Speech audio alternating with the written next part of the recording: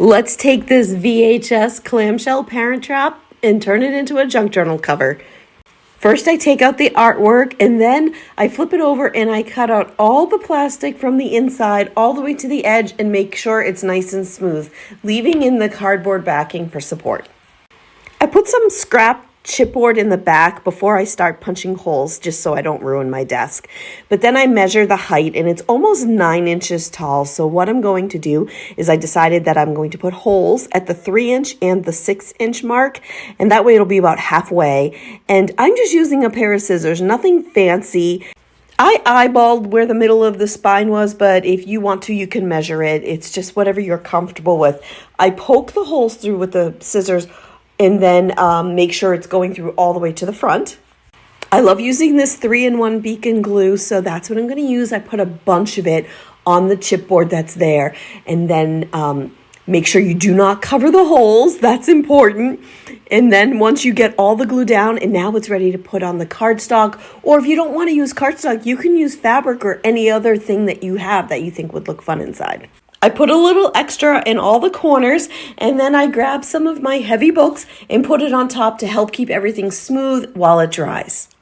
Now that everything's dry, I punch holes from the outside into the cardstock, and then I put in the artwork for the Parent Trap. And yes, I could have just done it both at the same time. Don't ask me why I did it separately. So do whatever works best for you. For my signature, I'm using a Plymouth card and a couple pieces of cardstock that are parchment paper. So you can use whatever you want. You can put in multiple signatures if you'd like as well. There's no rules. I'm just showing you a quick, easy way to do this.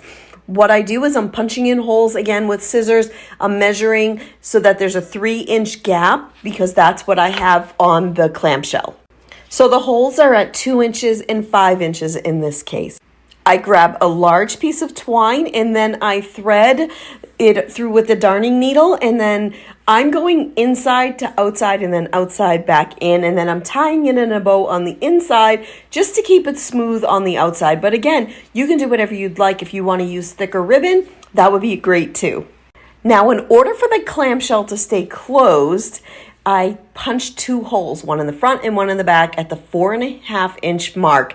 And then I take a piece of ribbon, tie it, I double knot it to make sure it stays in place. And then I'm going to put it through the hole in the front, tie a cute little bow, and there it is. I probably should have used a longer length of ribbon, but again, it's fine. And you can do something even fancier if you like. I have a bunch of VHS tapes available for purchase over at Plymouth Cards. It's under Thrifted Finds, and you can see it under the Junk Journal Scrapbook tab. You can also see I have some junk journal kits that include VHS tapes if that's something you're interested in too. If you have any questions or suggestions, always feel free to ask. I'd be happy to answer them. Thanks.